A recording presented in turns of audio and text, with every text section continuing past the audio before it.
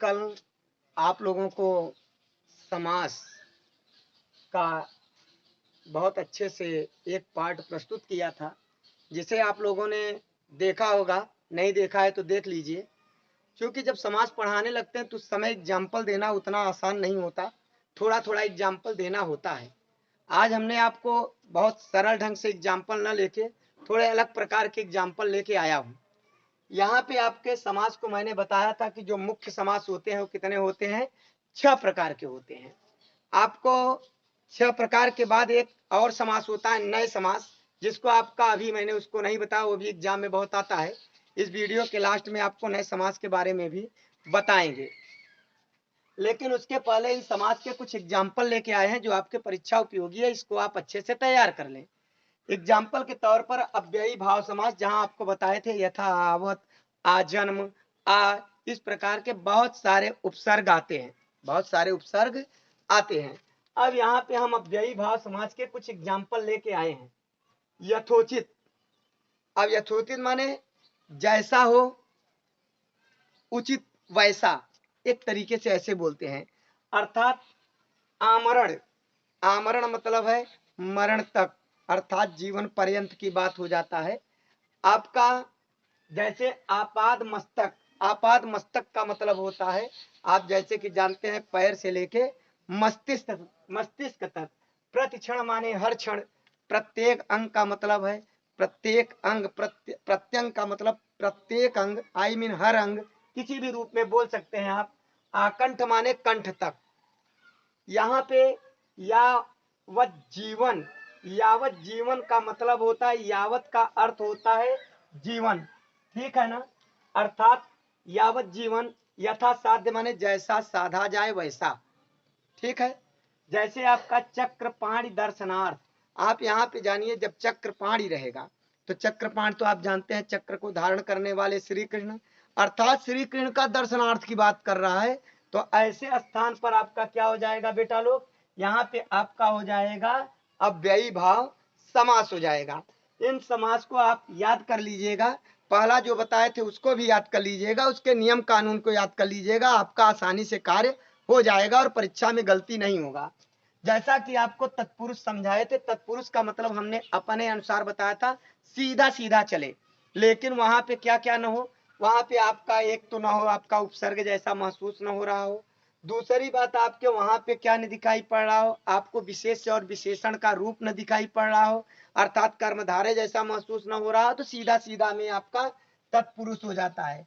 जैसे विश्व विख्यात माने विश्व में विख्यात, अब जो व्यक्ति विश्व में विख्यात डायरेक्ट बोला गया है, यहाँ पे बहुत विश्लेषण करने की जरूरत नहीं, सीधा सीधा विश्व में विख्यात जो है, अर्थात विश्व में है जो विख्यात, उसकी बात नहीं कर रहा है, विश्व में विख्यात, अर्थात आपका क्या हो गया बेटा, तत्पुरुष। आश्चर्यचकित मतलब आश्चर्य से चकित हो जाना, सीधा सीधा गया, वहां पे आपका क्या हो गया, तत्पुरुष समास। हिम, हिमपात माने हिम का पात, अर्थात जो आपका हिम माने बर्फ जो गिरता है उसकी बात कर रहा है, हिम का पात। पराधीन का मतलब है दूसरे के अधीन, पराधीन का मतलब क्या होता है बेटा, दूसरे, पर माने होता है दूसरे, और दूसरे का मतलब दूसरे के अधीन हो गया। घुड़सवार माने घुड़ की सवारी, अर्थात घोड़े पर सवार, ऐसी बात कर सकते हैं आप। दही बड़ा माने दही से बना बड़ा, दही, दही बड़ा माने दही से बना बड़ा। अब यहाँ पे मुंह तोड़, अर्थात मुंह को तोड़ने वाला। अब यहाँ पे मुंह तोड़। पर्णकुटी, पर्णकुटी, पर्णकुटी का मतलब होता है कि पत्तियों से बनी कुटिया, बात समझ रहे हैं ना, पत्ती से बनी कुटिया। सिंह द्वार, सिंह द्वार का मतलब होता है एक बड़ा महल, बड़ा द्वार, समझ में आ रहा है। सिंह द्वार माने शेरों का द्वार नहीं होता है, एक राजा का जो महल होता था, राजा का द्वार होता था, उसको सिंह महल कहा जाता था, अर्थात बहुत बड़े महल को, द्वार को सिंह द्वार कहा जाता है। कठपुतली माने कठ माने काष्ठ, काष्ठ की पुतली माने आप समझ रहे हैं लकड़ी की पुतली। ये आपका तत्पुरुष समास हो गया। कर्मधारय में आपका जैसे बेटा लोग है भुजदंड, अर्थात दंड के समान भुजा, दंड माने समझ रहे होंगे, दंड के समान आपकी क्या भुजा। नील कमल, अर्थात नीला है जो कमल, अब देखिए नीला है जो कमल, अर्थात ऐसा नहीं है, बल्कि ये उसमें भी कह दीजिए नीला कमल डायरेक्ट। अब चरण कमल, कल हमने आपको यहाँ पे बोल दिया था चरण के समान कमल। कल वैसे तो देखा जाए तो वो भी एक आपका अलंकार के अंतर्गत ही आता है, प्रतीप अलंकार होता है, लेकिन यहाँ पे कमल रूपी चरण, कमल के समान चरण, उपमा अलंकार को रूपक अलंकार की बात कर रहा है, चरण कमल हो गया। महान है पुरुष अर्थात महापुरुष। अब देखिए महापुरुष यहाँ पे बहुत कार्य अलग हो जाता है। अगर आपका डायरेक्ट बोल दे महान पुरुष तो आपका कर्मधारय हो गया। अगर ये बोल दे महान है जो पुरुष तो जहां ऐसा हो जाएगा अर्थात एक विशेष व्यक्ति की बात होने लगेगा। अब विशेष व्यक्ति की बात होगा तो अर्थात तीसरा व्यक्ति आ जाएगा। जब तीसरा व्यक्ति आ जाएगा तो वहां बेटा लोग क्या हो जाएगा, बहुव्रीहि। अब उसके किस पर निर्भर करता है, उसके निर्भर करता है विग्रह पर, समाज विग्रह पर निर्भर करता है कि ये महापुरुष आपका कर्मधारय होगा कि बहुव्रीहि होगा। वैसे आपका कर्मधारय के अंतर्गत इसको रखा जाता है, लेकिन अगर बहुव्रीहि है तो वहां पे भी आपका फिर आयोग जो हमारा यूपी SSS है वो इसको क्या मान लेता है, आपका मान लेता है बहुव्रीहि समास के अंतर्गत मान लेता है। उदाहरण के लिए जैसे महान पुरुष और महान आत्मा। अब यहाँ पे अगर कह दिया जाए महान आत्मा तो महान आत्मा माने आपका डायरेक्ट बोले महान आत्मा तो कर्मधारय हो गया, लेकिन जैसे बोल दिया जाए महान है आत्मा जिसकी, अर्थात तो एक विशेष व्यक्ति हो गया। और जब विशेष व्यक्ति हो गया बेटा लोग तो क्या हो गया आपका कर्म और बहुव्रीहि समास हो गया। फिलहाल आप कर्मधारय के अंतर्गत आप किसको रखिए, महापुरुष को रखिए, इसलिए मैंने इसको यहाँ रख दिया है। नीलोत्पल, नीला है उत्पल जिसका, माने नीला उत्पल की बात करिए।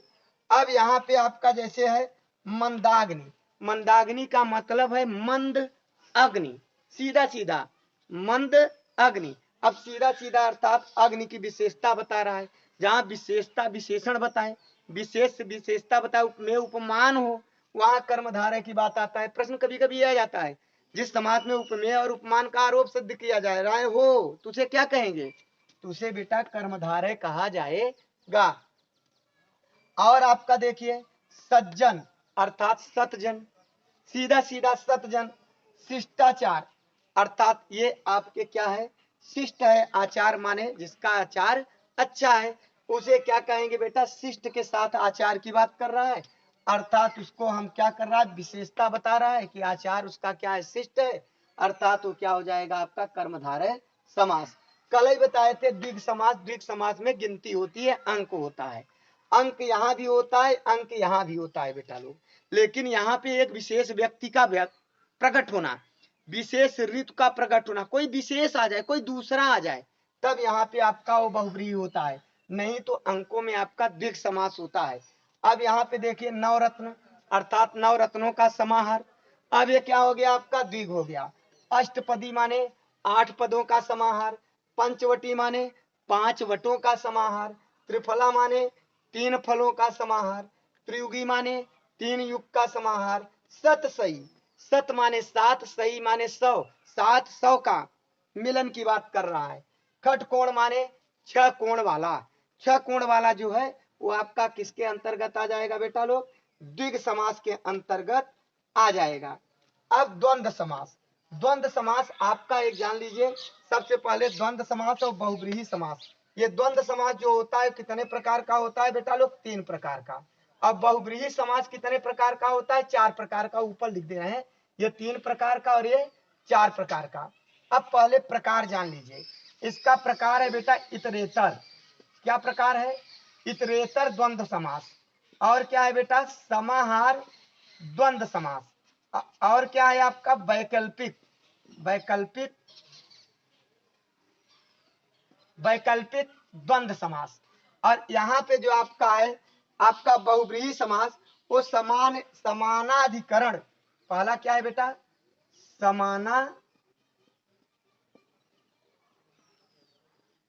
समानाधिकरण बहुव्रीहि समास।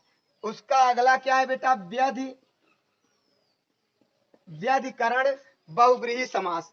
उसके बाद अगला क्या है बेटा, तुल्य योग और चौथा आपका जो है बेटा वो व्यतिहार। चौथा क्या है?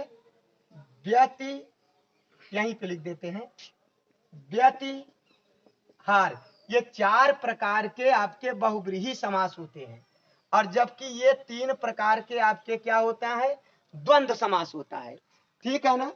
आपका फिर से जान लीजिए, हो सकता है बोर्ड में दिखाई न दे रहा हो। समानाधिकरण, व्यधिकरण, तुल्य योग, व्यतिहार, ये आपके 4 कौन है? बहुव्रीहि समास, जो आपको जब डीपली पढ़ेंगे तब वहां पे ये आपको 4 प्रकार के बहुव्रीहि समास का मूल्यांकन वहां पे करने को मिलेगा और आपको ज्ञान भी उसका होगा। और इतरेतर, समाहार, वैकल्पिक, ये 3 प्रकार के द्वंद्व समास होते हैं। अब आपको हम द्वंद्व समास की ओर लेके चल रहे हैं कि द्वंद्व समास क्या है। मैंने बताया था कि पहला जब पढ़ाया था बोला था यहाँ प्रथम पद आपका क्या है? प्रथम पद आपका प्रधान है, दूसरे में आपको दूसरा पद, और इसमें भी आपका दूसरा पद, और तीसरे में भी, इसमें द्वंद्व में, द्विग में भी दूसरा पद आपका बताए थे कि ये क्या है? प्रधान होता है। और जबकि द्वंद्व में बताए थे पहला और दूसरा दोनों प्रधान होता है कल के वीडियो में। और इसमें कौन सा पद होता है? कोई पद नहीं, अर्थात तीसरा पद, अर्थात कोई अलग से प्रकट हो जाएगा उसके नाम पर, तो तीसरा पद प्रधान हो जाता है। या ये कह दिया जाता है चूंकि पद दो ही होते हैं तो न पहला पद प्रधान है न दूसरा पद प्रधान है, बल्कि कोई पद प्रधान नहीं है, ऐसा भी बोला जाता है। और एक रूप ऐसा भी होता है जब दूसरा पद, पहला पद 2 पद है तो तीसरा पद प्रधान है, ऐसा भी कभी कभी आ जाता है कि अन्य पद प्रधान है। अब यहाँ पे द्वंद्व समास में बोले थे पहला और दूसरा दोनों प्रधान है। जैसे गाय और बैल, गाय और बैल बीच में और छिपा रहता है। यहाँ पे पाप और पुण्य, पाप पुण्य है तो पाप और पुण्य। जैसे भाई और बहन, जैसा कि आज आप लोगों को पता है कि आज रक्षाबंधन का पवित्र त्योहार है। आप सभी को रक्षाबंधन की हार्दिक शुभकामनाएं। और आप सभी भाई बहन जितने भी हैं सब अति प्रसन्न रहें, मस्त रहें, जीवन में आनंदित रहें और अपने माता पिता का नाम रोशन करें। इन्हीं सब शुभकामनाओं के लिए शुभकामनाएं आपको देता हूं। और इन्हीं शुभकामनाओं के साथ फिर चलते हैं अपने टॉपिक पर। यहाँ पे भाई और बहन, कतर और ब्योत। कतर का मतलब काटना, ब्योत का मतलब छाटना, अर्थात काटना और छाटना दोनों प्रधान पद हैं। अर्थात ये क्या हो जाएगा? काटना माने काट देते हैं, जैसे पौधे को कहते हैं ना भैया छांट दो थोड़ा सा, तो पौधे को छांटना भी अपने आप में प्रधान है और काटना भी प्रधान है। अर्थात आपके वाक्य में परीक्षाओं में आया है ये कतर ब्योत, अर्थात ये आपका क्या हो गया? कतर और ब्योत हो जाएगा। चाल चलन, आप सुनते हैं चाल चलन, ये भी चाल और चलन। जय और पराजय, एक बार पुनः जान लीजिए द्वंद्व समास कितने प्रकार के होते हैं बेटा पार्टी? 3 प्रकार के। इतरेतर द्वंद्व समास, समाहार द्वंद्व समास और वैकल्पिक द्वंद्व समास। अब आपको लेके चलते हैं कि पीतांबर। अब बेटा लोग यहाँ पे जो पीतांबर दिया है ये आप ही जानिए, इसमें भी कभी कभी भ्रांतियां आ जाती है। अर्थात पीला कपड़ा वस्त्र से बात कर ले, सिर्फ पीला वस्त्र, तब तो क्या हो जाएगा? जान रहे हैं वस्त्र की विशेषता बताने लगा, कर्मधारय हो जाएगा। लेकिन अगर वहां पे अर्थ हो जाए पीला है, पीतांबर माने जो पीत में धारण किए हुए हैं, अर्थात भगवान श्री कृष्ण, तो उसको आप वही ज्यादा अवश्य जानिए कि बहुव्रीहि समास के अंतर्गत ही आयोग मानता है, तो आप बहुव्रीहि समास के अंतर्गत ही इसको रखिए। जैसे कुसुमाकर, अब बात आता है कुसुमाकर। कुसुमाकर का अर्थ क्या होता है बेटा? अर्थात कुसुमाकर का अर्थ होता है कुसुम का खजाना। कुसुमाकर का अर्थ क्या होता है? कुसुम। कुसुम मतलब समझते हो? पुष्प, अर्थात फूलों का खजाना। अब फूलों का जो खजाना है, अर्थात जब फूलों का खजाना आ गया तो एक विशेष ऋतु हो गया और उस विशेष ऋतु का नाम है बसंत। अर्थात कुसुमाकर को हम बसंत ऋतु के नाम से जानते हैं, अर्थात वहां पे बसंत हो जाएगा। अब कूप मंडूक क्या दिया है यहाँ बेटा? जिसका कूप माने, कूप मंडूक का मतलब है जिसका जो मस्तिष्क है वो कूप है। कूप माने उसका ज्ञान बुद्धि वो क्या है बेटा? सीमित है। और सीमित है, एक विशेष व्यक्ति होगा वो। जब एक कूप मंडूक मतलब जिसका ज्ञान, जिसका बुद्धि विवेक वो सीमित है, अर्थात ऐसा एक व्यक्ति, अर्थात एक विशेष व्यक्ति। कूप मंडूक सब तो होते नहीं है, एक कोई विशेष व्यक्ति होता है। अर्थात जहां विशेष व्यक्ति अर्थात तीसरा व्यक्ति आ जाए उसे हम क्या कहते हैं बेटा लोग, बहुब्रीहि समास। कूप मंडूक, निर्दय अर्थात जिसमें दया न हो, वो जिसमें दया न हो ऐसा व्यक्ति, अर्थात एक विशेष व्यक्ति यहां भी आ गया और विशेष व्यक्ति आ गया तो वहां पे क्या है बेटा, वहां पे आपका क्या हो गया, तीसरा व्यक्ति प्रकट हो गया है, अर्थात बहुब्रीहि समास हो गया। महान आत्मा अगर सिर्फ कर दे महान आत्मा, तब क्या होगा, आत्मा की विशेषता बता रहा है, विशेषता बताने लगे, विशेष विशेषण कर्मधारय, अर्थात निर्दय माने जिसमें दया न हो, वो आपका बहुब्रीहि।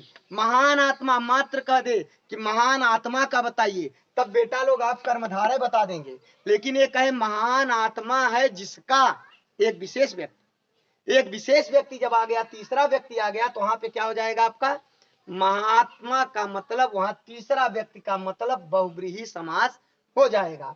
जैसे कमल नयन अर्थात कमल के समान नयन, भगवान विष्णु की बात कर रहा है, ठीक है ना, अर्थात भगवान विष्णु यहाँ जैसे ही कमल नयन बोलते हैं तो विष्णु जी का आह्वान हो जाता है।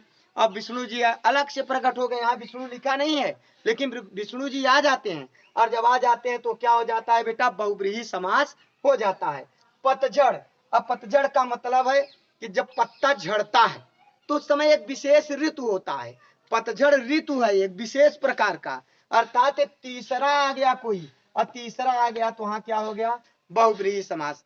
आपके क्वेश्चन में आ सकता है बहुब्रीहि समास कितने प्रकार के होते हैं, तो मैंने आपको बता दिया बहुब्रीहि समास बच्चा लोग 4 प्रकार का और द्वंद्व समास 3 प्रकार का। अब बहुब्रीहि में कौन सा समास होता है, समानाधिकरण समास, समानाधिकार, समानाधिकरण बहुब्रीहि समास, व्यधिकरण बहुब्रीहि समास, तुल्य योग बहुब्रीहि समास, व्यतिहार बहुब्रीहि समास। इस प्रकार से आज हम आपको माने थोड़ा सा अलग प्रकार के हम आपको एग्जाम्पल के तौर पर अर्थात उदाहरण लेके आए थे हिंदी का, जो आपको आना चाहिए, और ये बहुत ही इम्पोर्टेंट है। मोटा मोटा आपको कल समझा दिए थे अधिक से अधिक मात्रा में, आज कुछ एग्जाम्पल के माध्यम से हमने सोचा कि बच्चों को ऐसा ना हो कि मैं पढ़ा दिया और एग्जाम्पल के माध्यम से नहीं समझाया, तो वो जरूरी होता है एग्जाम्पल, क्योंकि एग्जाम्पल के माध्यम से जो समझता है व्यक्ति उसको ज्यादा अधिक आता है। थ्योरम तो सब याद करते हैं, लेकिन ये थ्योरम समझ लें, एग्जाम्पल भी समझ लें, तो उससे अच्छा कोई होगा नहीं। यदि जैसा कि आप लोग जान रहे हैं, आप लोगों के लिए मेहनत करके इसको बनाया जाता है, आप लोगों को यदि पसंद आ रहा हो तो वीडियो को लाइक करिए, शेयर करिए, और सब्सक्राइब नहीं किए हैं तो आप सब्सक्राइब भी कीजिए, जिससे हम आपके लिए अच्छी अच्छी वीडियो लाएं और हमारे अंदर भी ऊर्जा आए कि हमारे बच्चे उसको देख रहे हैं। धन्यवाद।